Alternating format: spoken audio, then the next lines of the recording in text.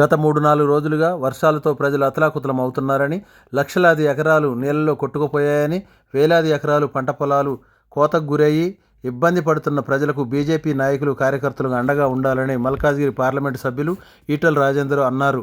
Bharatiya Janata party తరఫున చనిపోయిన వారి కుటుంబాలకు ప్రగాఢ సానుభూతిని తెలిపారు.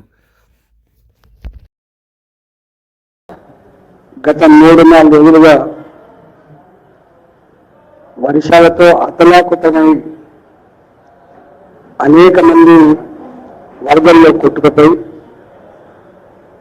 లక్షలాది ఎకరాల పంట పొలాలు నీట మునిగిపోయి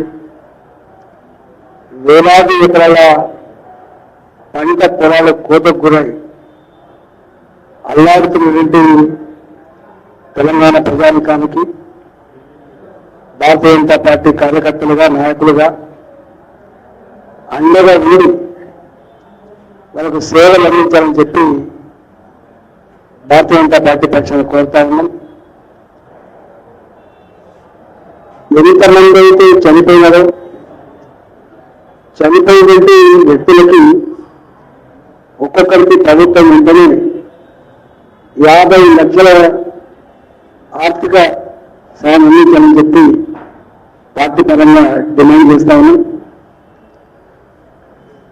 ఎన్ని రోడ్లు, ఎన్ని కుంటలు, ఎన్ని చెల్లలు కోతకు గురయ్యో వాటన్నిటి కూడా తక్షణమే రెస్టోర్ చేయాలని చెప్పి ప్రభుత్వాన్ని కోరుతా ఉన్నాం.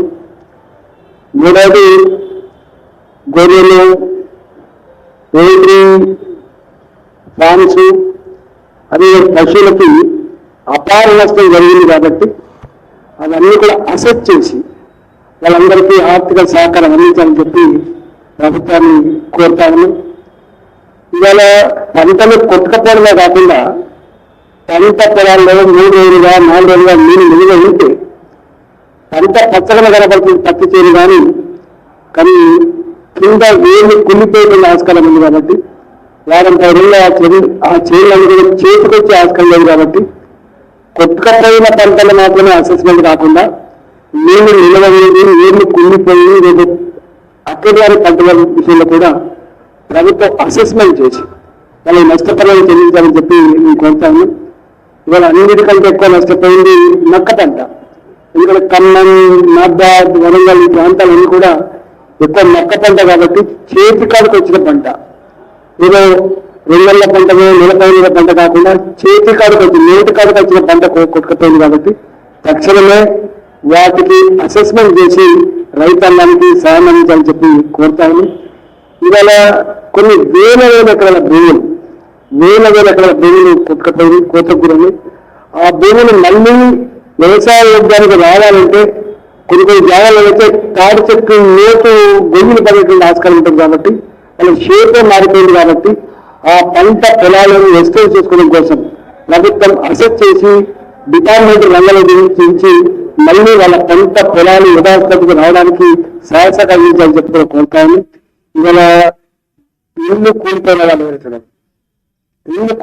ఎవరుతున్నారు, ఆ కూలిపోయినటువంటి ఇళ్ళని కూడా అసెస్ చేసి తక్షణ సేవలు ఇవ్వడమే కాకుండా మళ్ళీ వాళ్ళకి ఇల్లు కట్టుకోవడానికి, కూలిపోయిన ఇల్లు కట్టుకోవడానికి డబుల్ బెడ్రూమ్ శాంక్షన్ చేయించాలని, ఆ ఇళ్లలో కట్టు బట్టలతో కట్టుకొచ్చింది కాబట్టి దొంగల పడకలో వస్తు పోతుంది కానీ ఇవాళ ఏది పైకి రాకుండా మొత్తం టీవీలు కావచ్చు, ఇళ్లలో ఉన్న ఫ్రిడ్జ్లు కావచ్చు, వంట సామాన్లు కావచ్చు కట్టు బట్టలతో బయటకొచ్చింది. వాళ్ళందరూ కూడా 10,000 రూపాయలు 20,000 రూపాయల సాయం కాకుండా వాళ్ళకి పెద్ద మొత్తంలో సహకారం అందించి వాళ్ళకి దొంగ తీయకుండా, వాళ్ళ రోడ్ల మీద పడకుండా ఆదుకోవాలని చెప్పి నేను కోరుతాను. అక్కడక్కడ కొన్ని షాపులు ఇవాళ ఆ వరద ప్రాంతాల్లో ఉన్నటువంటి షాపులు నీటి పాలు అయిపోయింది కాబట్టి షాపులను కూడా అసెస్ చేసి వాళ్ళ మీద మళ్ళీ షాపులు నడుపుకునేటువంటి సహాయకులతో అందించాలని చెప్పి నేను కోరుతాను. ప్రభుత్వ యంత్రాంగం అంతా కూడా ఇవాళ వాళ్ళకు అండగా ఉంది. సంపూర్ణంగా రెస్టోర్ అయ్యేంత వరకు ప్రభుత్వం సహకరించాలని చెప్పి కోరుతాను. భారతీయ జనతా పార్టీ మరొకసారి ఆ కుటుంబాలు, చనిపోయినటువంటి కుటుంబాలకు ప్రగాఢ సానుభూతి తెలిపడమే కాకుండా వారి ఆత్మకు శాంతి చెప్పడం చెప్పి కోరడమే కాకుండా ఆస్తులు నష్టపోతే దానికి సానుభూతి చెప్పడమే కాకుండా మా కార్యకర్తలుగా, మా నాయకులుగా మీకు తోడుగా ఉంటాం, అండగా ఉంటాం.